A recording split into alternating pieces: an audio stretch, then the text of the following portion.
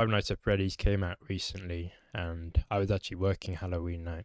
And this was one of the screens that was performing pretty well. Customer reaction was generally pretty positive, so for that reason, I think it's gonna do good in the box office. My memories of Five Nights at Freddy's comes from when I was about 14 to 15 years old, and I was riding the school bus.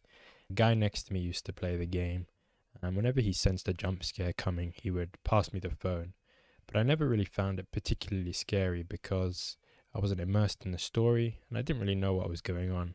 But that's really what Five Nights at Freddy's means to me. For this movie, the direction I thought they were going to go in was similar to The Shining, where there's this security guard who slowly loses his mind through isolation. But in reality, they went in a completely different direction, something I wasn't really expecting. And they delved into themes of child abduction, and they also looked at the dream world as well. I guess fans of the series might have saw this kind of thing coming, but when I was going into the movie, I really thought that was something I wasn't going to see.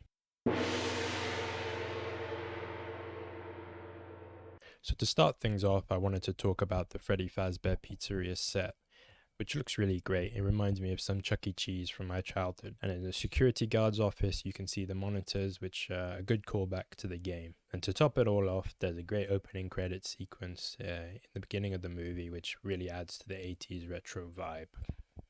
What I was really happy to see going into this movie was the return of Josh Hutcherson.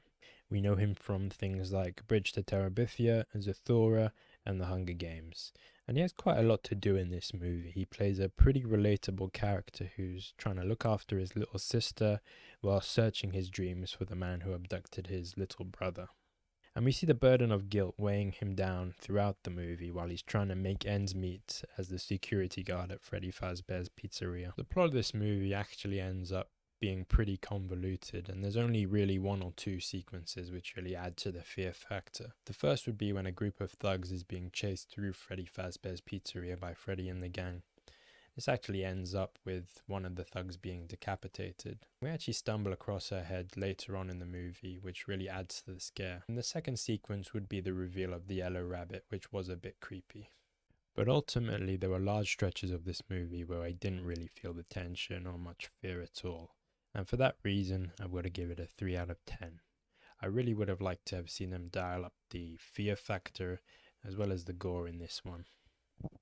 So if you didn't watch this one on Halloween night, and unless you're a big fan of the series, I would say it's not worth going to the cinema and getting a ticket to this one.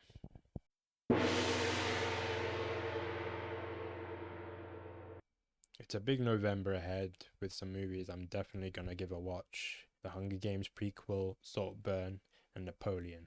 So if you want to stay updated, please subscribe.